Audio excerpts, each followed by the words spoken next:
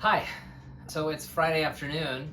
I'm typically doing this early in the morning, but this has been quite a day. The title is not deceiving. I hired and fired someone in the same day today. So I've been telling you that I have been looking for a third bookkeeper. I found a third bookkeeper. Well, in the span of getting ready for her to get started, and this week would be her first week, she had so much going on in her world. I honestly kind of feel bad, but I mean, there has just been like 5 separate occasions throughout the span of a week and a half where we scheduled things and she couldn't be attentive to them.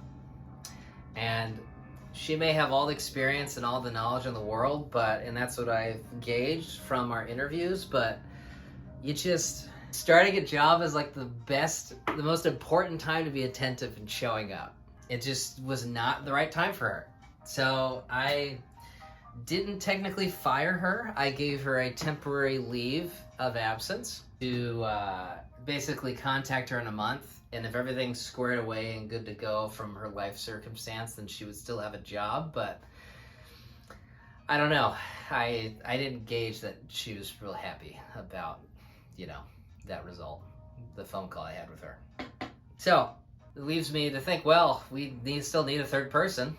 So this is credit to a great hiring system, because I was able to contact a couple candidates that we had gone through in the past couple of months that had gone to that final stage. So I knew that they were good and I'd be willing to give them a shot. I just chose someone else.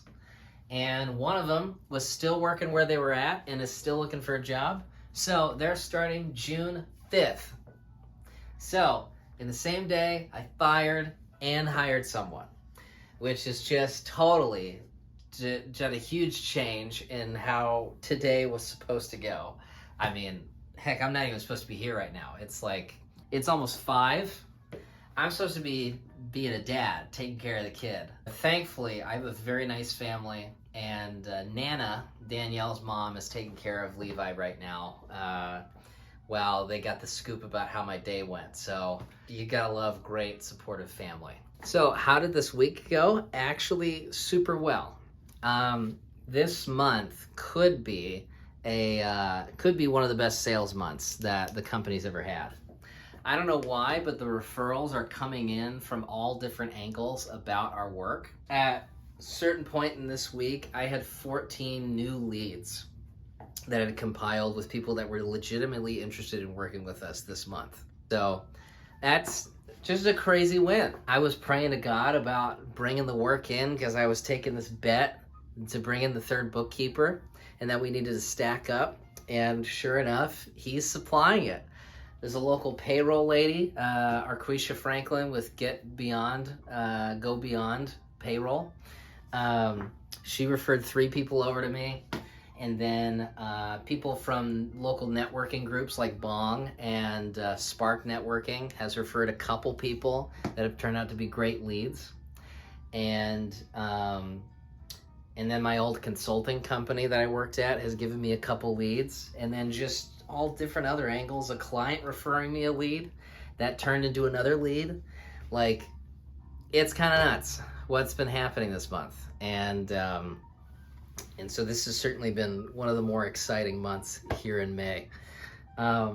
Leads are coming in. It's just an eventful day with firing and hiring someone. And then really the topic I thought about sharing, and I'll scooch this a little closer, is I spent time doing what my ideal dream week would look like. So business owners, we're all about growing businesses, and we wanted to be bigger and earn more money and bring in more profits and all that kind of stuff, right? Get recognizable name, make a difference in the community. But look, a core principle that I got trained on by Redmond Growth is that the business exists to serve you as the owner. And people nod their head and say, oh yeah, that sounds great, but hold on a sec, what does that mean? The business exists to serve you as the owner. Well, this is an example of what it means. When you can write down and define all of this blood, sweat, and tears what you worked for and what you want to work toward, this makes it so much meaningful. All of those super late nights, those sleepless nights that you have, and also all of that unnecessary BS that you feel like you got to go through as a business owner.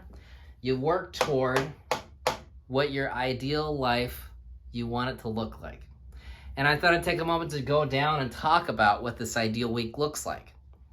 And the reason why it's an ideal dream week is because it stems from, here, I'll shift the angle again.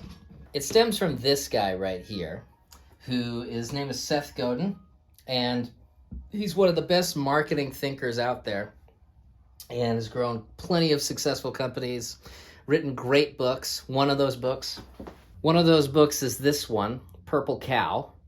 He's got a lot of great quotes. This one is about being remarkable, and the best the timid can hope for is to be unnoticed, which is the opposite of what you want to do with marketing and growing your business.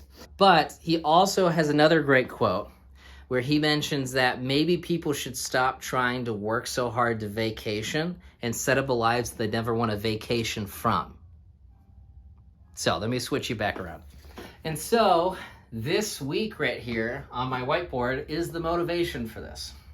So starting on Sundays, I'll serve on Sunday, and I've got a good flow right now where I'm helping do an altar ministry, praying for people that are impacted by the message, and then helping out the one of the volunteer pastors with whatever she needs. Love that. That's great. And then Danielle is helping with Victory Kids as well. We go to Victory Church in Tulsa. But we start there. And then if we have a family lunch and a nap, and then like some active family activity, like we go to a walk, go to the park, or I don't know, something where we're like going out and about instead of just getting out of the house, after a nap especially, But then we come back and have pizza and a movie night every Sunday. That's a kick butt Sunday right there. That's great. And so then let's talk about the work week, where I'm already used to waking up crack of dawn. So why not? It's not really hurting me. And I've honestly kind of done that kind of stuff since I was in high school. So, when you wake up super early to try and cram in for that assignment that's due that day, I was pretty good at that. So I wake up and give myself a little time to actually have a decent breakfast instead of just like a granola bar on the go or nothing. But then I start at 7 a.m. I go to wherever the office is. Maybe it's here, maybe it's at like a building outside of my house that I have just for my workspace. But I go to a workspace, spend 5 hours working either on this business, Get Better Bookkeeping, or on the book writing business. I used to do book writing and ghostwriting on the side for 2 years when I was in the coaching company. And that was great work. But I didn't see that as something that was like the best opportunity for me to scale into like a business like this. So I'd like to still do that work, get back to that, because that was really fun. And do that until noon. And then to have a kick butt body, I work out in the middle of my day for 5 days a week. And then I have lunchtime, and a lot of times I give 2 hours, because sometimes during lunch I'll want to have like a lunch meeting with someone, But then I also want to get back into music. As some of you know, I'm a pretty decent jazz pianist. Spent like 4 years really practicing hard for that. But I've taken a 2-year break, and this is one of those years. And I want to get back to a spot where if I want to get to the level where I can sit at a piano and just go and murder on the piano, I got to really shell out a ton of hours. And so 2 hours a day at practicing piano, hey, maybe I hang out a little bit on Friday afternoon, and maybe I slack off one of these days, but look, at least I'm going to get 6 hours a week. And that's double what I was doing when I was practicing for 4 years. So, music time, and then family, friends, home activities, whatever. Just all kind of random stuff in the evening that we might do, and then going to bed at 9:30 every night. Yep, I'm a grandpa, and if I go to bed at 9:30, maybe I actually fall asleep at 10:30, but going to bed early. I mean, what else am I going to do? I'm just going to binge more of a TV show? Get out of here. So, my brain's dead anyways. I've already done stuff, so I'm not going to try and work. I've never been great at working late at night.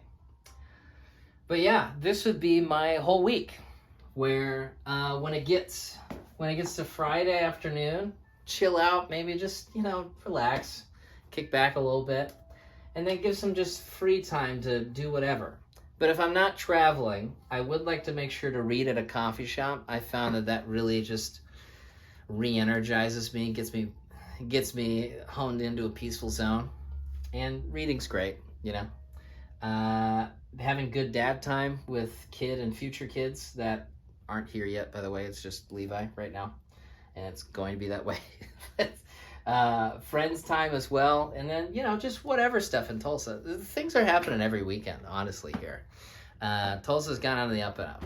But let me tell you, this is a great week that I could live on repeat, because you know what it does? First of all, the work schedule is 25 hours a week instead of at least 50 hours, if not more, every week that I'm doing now. But then it also includes these 6 core F words: faith, family, finances, friends, and fitness and fun. It includes all of those in there and gives flexibility for all of those as well. And again, yeah, I could live this schedule forever.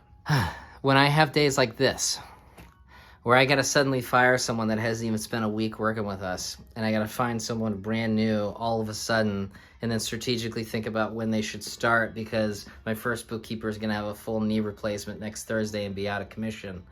And then I've also got sales calls and objectives that I want to grow to, and I also have all these other activities, all that stuff. And I want to be a good dad, and I want to be a good husband, and I want to be available for friends, just all that, and to have some kind of fitness schedule. I didn't even work out today. I mean, I'm not working out now. I'm having a glass of wine. All that stuff. The pressure of 5 months in the business and making sure this continues to grow as well as it has been and not screw up. All that stuff is worth it if you have a vision of where you want to go. Without a vision, the people perish, right? The Bible says that, and if you're not a Christian, I think Abe Lincoln said that or something. But you got to have a vision of where you want to go, and you got to write it down.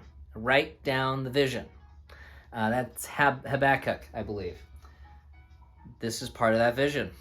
And there's all sorts of other lists and things that I've made of just dreaming about where I want to go. And what's really cool about this is, if you know anything about me, I've had some serious development in these past 5 years and done some cool stuff, where now I'm 28 and I can write stuff down like this that seems ridiculous, and I can have actually some confidence that it'll work. So, quite a week. So, thanks for joining along on the ride, and I'll see you next week.